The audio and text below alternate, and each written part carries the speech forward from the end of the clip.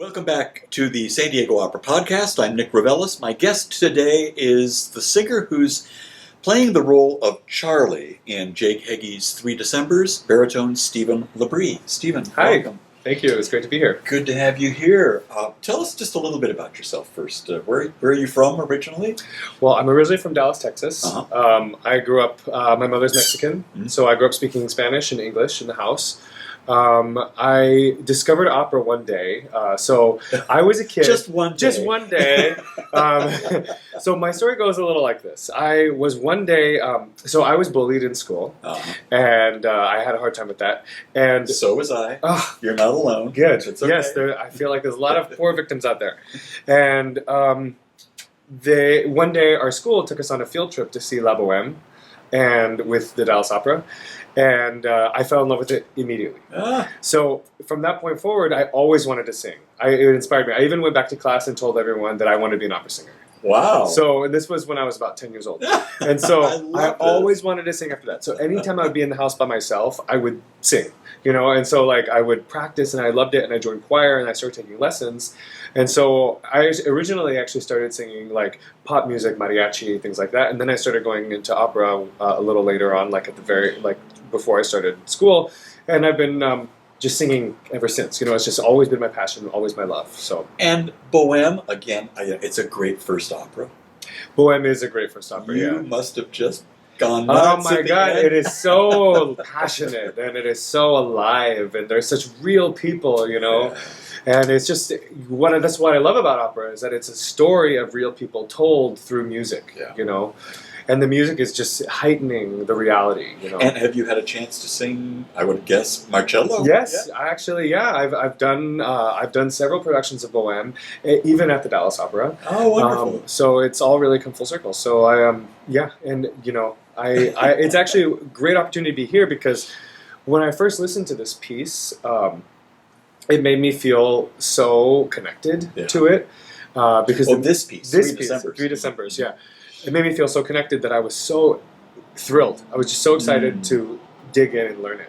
And it's so funny, too, because, as you know, the Flicka and Kristin debuted these roles. Right. They were the originals. So listening to the recording and then showing up here in San Diego and hearing them and hearing what they do and knowing like what they're gonna do and then hearing them do it was so funny because you always listen to recordings of singers but you don't sing with them, Right.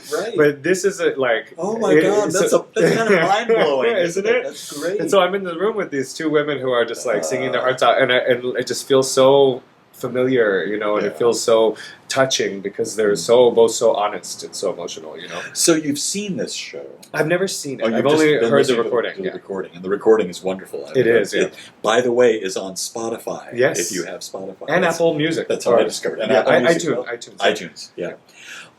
So let's jump into the opera. Tell us a little bit about Charlie. So Charlie. Maddie is the mother, and she's a famous actress. Charlie and Bea are her children, and Charlie is a gay guy, and he moved to San Francisco, and he falls in love with this guy named Bert, and the problem is that Maddie doesn't want to recognize Bert as she doesn't want to include him as a family member. As family, yeah. And the other issue is that Bert, because it's 1986, the first act, Bert is dying of AIDS, so he's sick.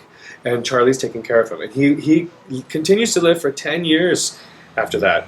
But it's really, it's an emotional roller coaster for Charlie because he's loving this person. And all of these people are dying of AIDS at this time. It's such an important part of our history, of world history, of American history, and of gay history, and something that people don't... it's not the same reality today as it was at that time, right? Because HIV and AIDS is so manageable now. But at that time, it was so scary because it came out of nowhere and it was killing all these people. Right. And so so Charlie, is dealing with that and dealing with that reality and taking care of Bert. And in the first act, his mother's writes them Christmas letters, and he and Bea have the tradition of getting on the phone and reading them with each other. And so in the letter, Maddie calls Bert Kurt. She writes Kurt. She never quite gets the name.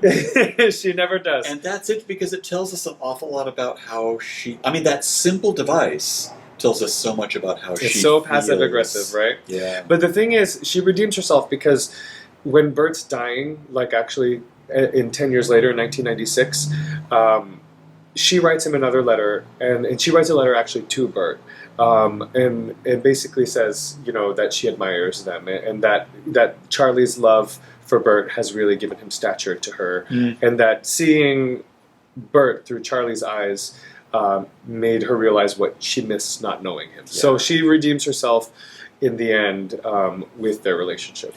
I was talking with Flicka, Frederica von Stade, yesterday in an interview about how this seems like a stage play, right? Yeah. That if it were spoken, it would be just as successful as it is as an opera. The libretto is so it's honest, excellent, yes. and honest. Yes, absolutely, and very clear American English.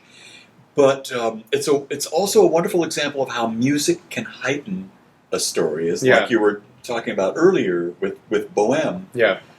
Jake's music does exactly the same thing. It really does. This play, does it not? It does. And we use music in movies to do the same thing, to have the same effect. So it's really not that foreign of a concept, because they really do. The soundtrack is what makes you feel things with the dialogue. They're just not singing. And of course, movie music came from opera. It did, right? of course. Thank yes. you.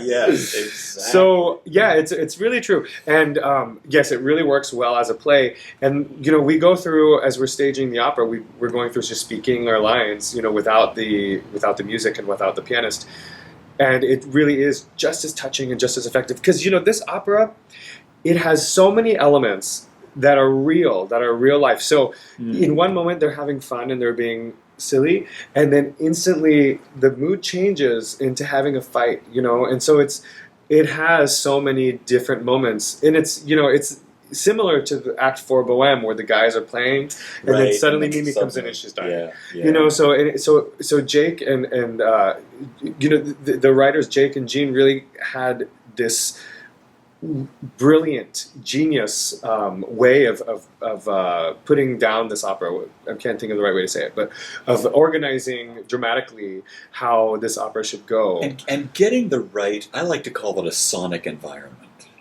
Getting the right atmosphere musically. For instance, in the first third, there's a reminiscence about walking across the bridge into Sausalito and having a little visit in San Francisco. Yes. You can see it. You can feel it. It really is wonderful. It really is. And and then when the kids are walking on the bridge later, the music, you feel the wind, you see the sights. I mean, it feels so open and so exciting.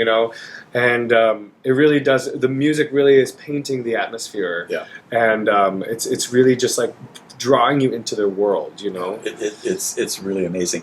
I know that today you and the production team and the cast went out to see the theater. They're going now. Oh, they're going. Yes. So you haven't seen it yet? I haven't seen it yet. I was going to ask you, because this is going to be the first time that we've performed in this intimate theater. It's brand new.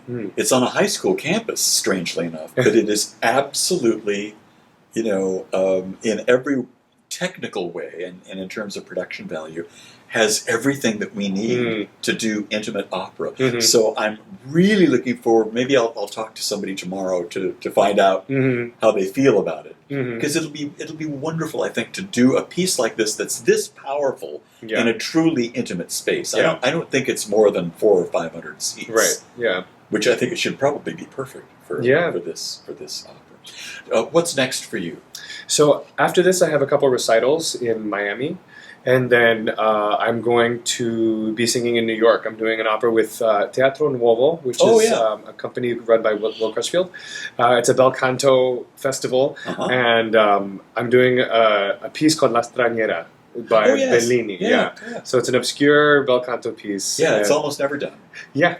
So we're doing it. It'll be done at SUNY Purchase, and then the second performance will be at Lincoln Center in the Rose Theater. Exciting. Yeah, it is exciting. Look, it's wonderful to meet you. Yeah, likewise. And to have you in San Diego for the first time, debut artist Yes. with San Diego Opera. I hope you enjoy your stay, and we're really looking forward to seeing you in 3 Decembers. Thank you so much. It was really fun.